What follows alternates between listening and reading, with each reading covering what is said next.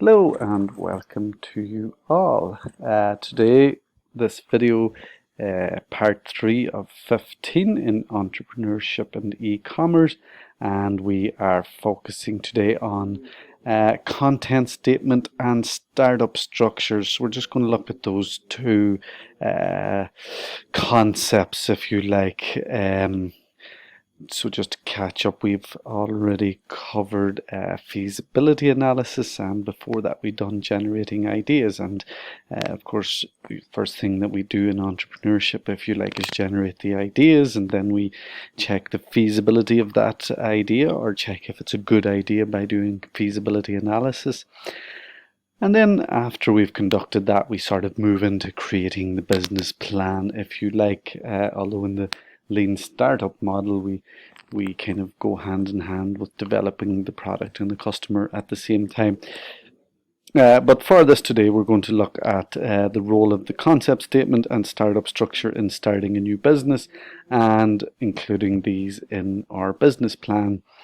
And of course, part of our assessment at the end of the year is creating a business plan, and both the content statement and the startup structure will be in that business plan. So you will be assessed on what we cover in this video and in the slides and the Q&A session that we have in class. Good, so with that in mind, we're just going to look at these two things. What is a concept statement? What is a startup structure? We look at the components of both, actually. So, and it's pretty straightforward, really, although text heavy. A concept statement is a brief description of a proposed idea that addresses a certain problem, and or addresses a trend or a gap in the market, as we looked at in generating ideas. So we've had our ideas and we've done the feasibility analysis, and realistically the concept statement is going to be, if you like, a one-page document at the start of our business plan that will outline these 5 things. But in the entrepreneurial sense, a concept statement is a part of a business plan that asserts or condenses the plan. So it really is taking the full business plan, trying to get a more succinct or simpler version of that business plan into a one-page, which covers sort of the design or the idea of the undertaking of the business. So I think I've probably made that more complicated than it should be. A concept statement is basically a one-page document that normally includes description, target market, benefits, positioning relative to competitors, and a management team. Now, they can differ sort of a little bit, but that's usually what's in a concept statement. And I guess the purpose of a concept statement is, you know, lots of investors and lenders may get lots of business plans, and the first thing that they can do is, rather than going through it, if you like, is looking at the concept statement, which is sort of almost an abstract or brief description of what the rest of the document will cover. So we look at each of these 5 areas, in detail. They're the sort of the main components of a concept statement, and I hope I've made what a concept statement is clear enough. And again, we'll cover it in our class, but email me if you have any questions, of course, or leave them here under the comments of this video. We look at each of these now independently. So we look at description first. So again, this concept statement, the one-page document, it's going to have a description. And what is in the description?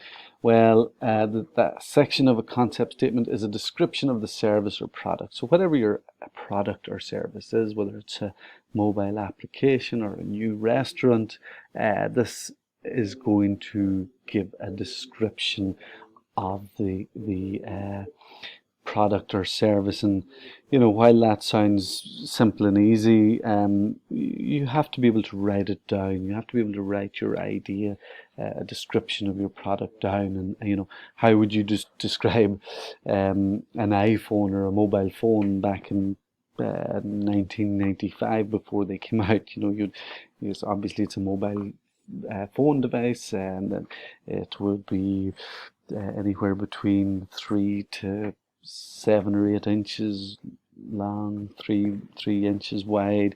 It'll have an audio device, it'll have a microphone device, it will have a camera, so we want to be describing in as much precise and simple detail the product or service. So again, if you're a restaurant, you might decide, well, we're going to be a restaurant that's 50-seater restaurant that specializes in Middle Eastern and Bahraini food. We will look at that food being fresh, using all locally sourced produce.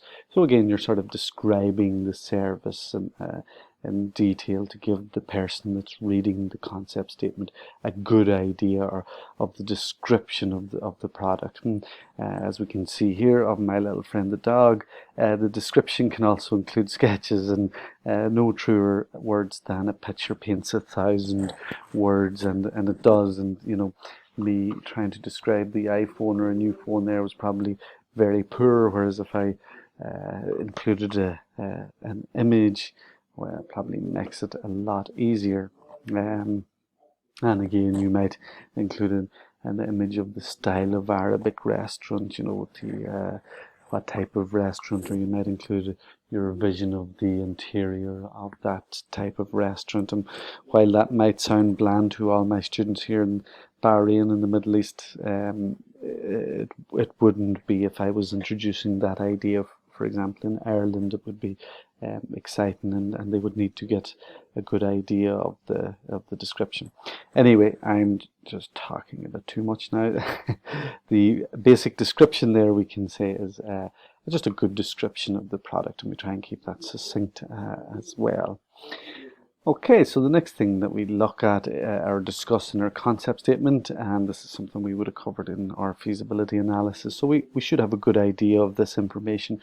Who is or what is our target market? So again, we look at the industry and what portion of that industry are we going to go after.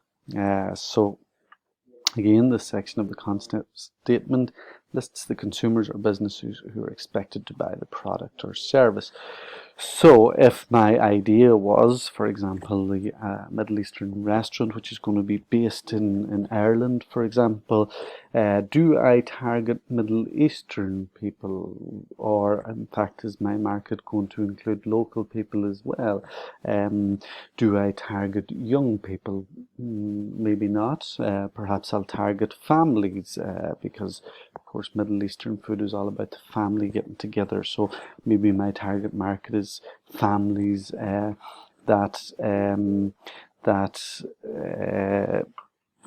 are both Middle Eastern and Irish. And I think you could target the younger generation, perhaps with Middle Eastern restaurant, but if that was the case, maybe I'd go for Middle Eastern fast food, where you can do products like shawarmas that are quite fast and on the go, and young people, students can pick them up a bit like Subway or something like that there. Of course, you have falafels and things that you can deep fry as well. So, the target market will depend on the description as well, and obviously, as I said, we've talked about 2 Middle Eastern restaurants there, one perhaps that sells fast food in terms of shawarmas and falafels and different things, or maybe we're going for a more family orientated restaurant that sells more feast-like food. So that's just to give you an idea. Of course, if it's a mobile application, again, who's your intended market? Who are the people that you hope will use your mobile app? So again, that may be if you're designing, for example, a wedding planning app, an app that helps you plan your wedding. Well, obviously your intended market is going to be the wedding industry, but you're going to target people that are in the early stages of planning their wedding. You're going to target perhaps females more than males. Perhaps you're going to target, although that might be a bit sexist, you're also going to maybe target mothers of the bride who like to get involved in planning. So again, that would be who the intended target market is. And you'll have a good idea of your intended target market because you'll have covered this in the feasibility analysis as well. Okay, benefits again sort of speaks for itself, and in the feasibility analysis or even the generating ideas stage, you talk about, does this idea solve a problem? Is it addressing trends in the market? Well, here you're really describing what are the actual benefits, how does the product add value, what is the customer value proposition, or how does it solve a problem? And again, you know, if we were talking about the wedding planning app, then we would perhaps say that you know, well, it solves the problem of having a long list of things to do, where a wedding planning app can help condense all that into one place, and it can help you manage your budget, so it helps solve time, and it helps to solve stressful issues. Of course, if it was a Middle Eastern restaurant that was serving shawarmas, well, the problem it solves is it might do cheap fast food shawarmas on the run. Why is the product needed? Well, there's a gap in the market, and we think that customers would love this product, but you would discuss this here in your concept statement. Positioning relative to competitors, and really all we're doing here is we're in the concept statement, where are we going to be compared to our competitors? And again, for example, if I decided a good entrepreneurial idea was to open up a Middle Eastern restaurant in Ireland, in Dublin, or wherever, well, if I was opening up a shawarma restaurant, that would be quite different to perhaps a family-oriented restaurant, because, you know, as I said, shawarmas might be more quick on the go, fast food type Middle Eastern food compared to. So I would be comparing myself against Middle Eastern family restaurants, and I would go, okay, well, I'm not really in direct competition with them, and then I might decide to compare myself, my position relative to other fast food outlets or other Middle Eastern fast food outlets. I might decide to position myself as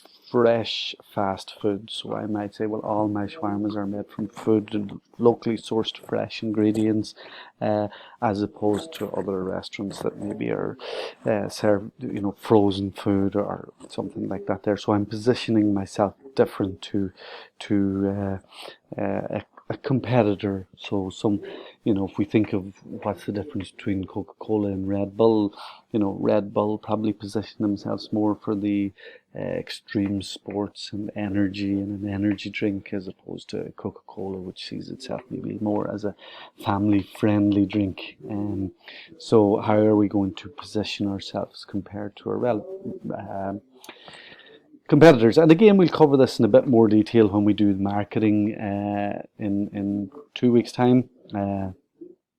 But this here, you're basically just going to say, well, this is where we will position ourselves compared to competitors. And we use the example of the shawarma shop. We're going to be fast food, but we're going to be different from other fast foods because we're providing Middle Eastern food, and all that fast food is going to be using locally sourced fresh produce and ingredients.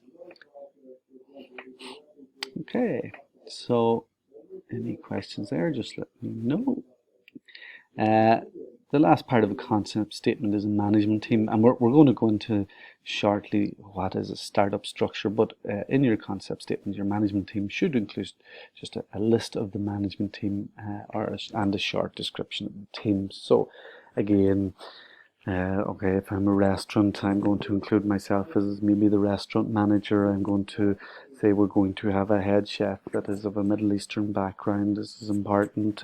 We may discuss that we would need, if it's a restaurant style, then, you know, we're going to need waiters or someone to run the restaurant. And if not, if it's a fast food type, you know, then it's important that we have good customer service. So we would just talk about the different management teams that we would have in place. Of course, if it's a mobile application, that management team or any other business might be a lot different. But again, just in the concept statement, it's important to include a list of your management team and then just a short description. That's really just all we're going to cover today on the concept statement. So again, I think we've kept that nice and simple. A concept statement usually is a one-page condensed version of your business plan that includes a brief description of the product or the service, the target market, the benefits of the product, and your position relative to competitors and your management team. So we'll cover that in class again the next day, and any questions or comments, just leave them here under this video as well. We will now just move on to the second thing that we want to cover today, and I don't think we'll spend too long on this, but we're going to look at a startup structure. So it's an introduction to what a startup structure is, and we're just going to go through the concept and maybe some key terms that are good for you to understand, and we will just look at them. So a startup structure basically is a new venture team is what usually is what starts up a new business. So usually it's a new team, or we call them a new venture team, and that's the group of founders, the key employees, and the advisors that move a new venture from an idea to a fully functioning firm. So if we take Facebook or Instagram or any of these ideas, they may have started with one person's idea, but that one person needs a team of people to get the idea off the ground. They cannot do everything themselves usually, and Mark Zuckerberg could not do everything himself. There were key employees that he needed and advisors that he needed. I think one of his advisors was the ex-Napster owner, I think, helped him advise on the start of that company. And but again, the point is your startup structure, which is basically your new team, and you would include the startup structure in your business plan. And so again, if we think of the business plan point of view, we're going to have a concept statement, and then we're going to introduce our startup structure. And the startup structure, a bit like in the concept statement, who's your key employees, who's the management team. Well, we're just talking about the different positions that we need. And again, the reason that we would talk about this is, if a potential investor or lender is looking at your business plan, they want to know that you understand every aspect of the business. And a very important aspect of the business is, well, who are going to be the key people within that business? Who are the founders? Who are the key employees? Who are the advisors? And depending on the strength of your team, that may influence the likelihood of an investor, an inventor, a lender, or an investor investing in the idea. So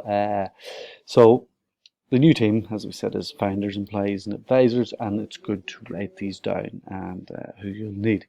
And we'll look at a few examples of those in a moment. So creating a new venture team, the key to success is not the idea, but rather the ability of initial founders to assemble a team that it can execute the idea better than anyone else. And I think the point there, in my own experience, and I think if you read any books from any investors or business people, well, they don't, it's all well and good having a good idea, but we don't tend to invest in the idea.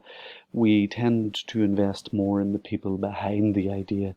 So, an entrepreneur may have a great idea, but that entrepreneur may be someone that has great ideas every week, but doesn't commit to any one idea. Whereas, we do look for the characteristics that exist in entrepreneurs. So sometimes, we look at the people behind the idea, not just the idea as well. No matter how good the idea is, if the right people aren't pushing it, then the investor lender may not want to get involved.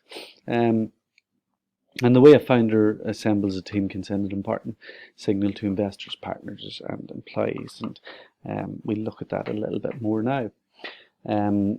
We'll come back to that slide. We'll just do it quickly. These we will come back to it. These are just some of the elements of a new venture team. So, key employees, management team, board of directors, board of advisors, lenders, and investors. And we look at these. We'll break these down and look at them quickly. individually, but I mean, I think key employees usually, if for example I was opening a new restaurant, the key employees might be the head chef, the head waiter, the person that's serving the drinks, the manager. So having a good team. Uh, Obviously, an investor is much more likely to invest in me if I have a top head chef as opposed to a chef that is just out of college. Although if that chef just out of college is top of his class, then these things make a difference, and no different to uh, if I was introducing a new mobile application. Well, if I had Kevin Systrom as part of my key management team, who of course set up Instagram originally, well, I'd have much better chance of getting investment because of that key employee or because of that lender investor. Um, so we'll just look at these in a little bit more detail and look at the venture team. So the founder or founders and the size of the founding team. So this is the start a firm or company on their own, build an initial firm. So when we say a group of founders, when we say heterogeneous versus homogeneous, basically here all we're saying is, are you better having people with a number of different skills and attributes, which is heterogeneous, versus homogeneous, which are people with very similar skills and very similar attributes. And we would often argue that heterogeneous is the best. Setting up a mobile application. Well, you just don't want someone that's very good at developing mobile apps, but perhaps you want someone involved that's very good at marketing and someone that's very good at running a business. So that you have three different types of skills there, as opposed to if you had a new mobile application where the three founders were all three excellent mobile app developers, but they may not have any knowledge of marketing or running a business or human resources. So when we say heterogeneous versus homogeneous, we say that the heterogeneous multi skills diversity of people, whereas homogeneous is lots of the same people. And so qualities that we look for in founders, and again a sort of little table here, but preferred attributes of founders to have higher education, prior entrepreneurial experience, industry experience, social networks, which is access to advice, capital, etc. Well, these are all ideal. Now, not every founder must have all or any of these. It's preferred.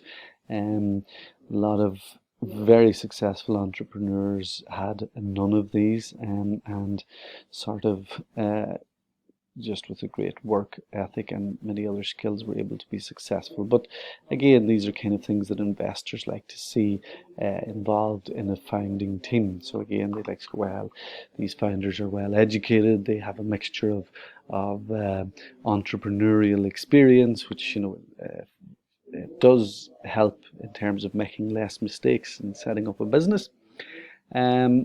Industry experience obviously helps. If I was setting up a restaurant in Ireland, well, it obviously helps if I have knowledge of that industry and the likelihood of the business being more successful. And social networks, do I have the access to advice on that and the access to information? So that's just some information on the founders of the venture team. Recruiting and selecting key employees, and again, key employees are very important in setting up a new business, and it's not easy always, for a new business to get the best employees. For example, when I was running my own business, what I used to do, so I was teaching digital marketing, and when I was running my own business, well, once a year I would always offer maybe the top one or two graduates position with my company, and I was lucky. I had a sort of an inside track, you could say. Maybe that was unethical, but because I had good access to top graduates, I was always getting good graduates coming through the business, and that sort of gave me good access to good employees. But it can be hard, and it's important to get good employees. And as I said, key employees. If I was, for example, nice and simple example, if I was starting up a restaurant, well, having a top chef makes it much more likely that that restaurant is going to be successful compared to not successful. Um, just a little bit of information on a board of directors. Again, you probably are not going to have a board of directors until your company is a lot bigger and a lot more established. But again, you may have a board of directors if it is a big idea and potential to be successful. Board of directors has 3 formal responsibilities: appoint key managers, declare dividends, and oversee affairs. They provide guidance, and they lend legitimacy. And I'm not going to spend too much more on that. For your assessment, you will be asked to name a board of directors, and what I want you to do is to name 2 or 3 directors and why you've chosen them. So, for example, if your idea is a wedding app, then you might decide to have a Frank by Weddings from Frank on your board of directors, and you might decide to have whoever. But I just want to see that you've thought about your board of directors and who would be the right people to have on it. The last thing I think we're going to look at is just these 3 titles, which are Board of Advisors, Lenders and Investors, and Board of Advisors. Or any advisor is an expert who are asked by the company management to provide counsel and advice on an ongoing basis. So, for example, your company may not have a legal expert. You might not have a law department, but you are going to need advice on perhaps some legal matters, or if indeed I was setting up a restaurant, then I might need some advice on the environmental health office, and what are the various different health and safety precautions that I need to have in place before I can open a restaurant. So I would have advisors perhaps on a retainer for that. Lenders and investors have an interest in the company they finance, often causing these individuals to become very involved in helping the company. So, if I have an investor involved, and that investor who's helping me set up the restaurant or funding me to set up a restaurant, well, they have a vested interest. They want to, perhaps be involved in the interest in the restaurant. Or if it's a lender, they may well be interested in what are we spending on a weekly basis, and keeping an eye on their own interests. And then other professionals can include tax or patent, intellectual property experts, or people like that. So we'll go through this again in more detail in class, and again, if you have any questions, you can leave them in the comments section under this video. And if not, I will see you all for our next class, our next video. Thank you. Hope you enjoyed that and it wasn't too boring. Have a good day.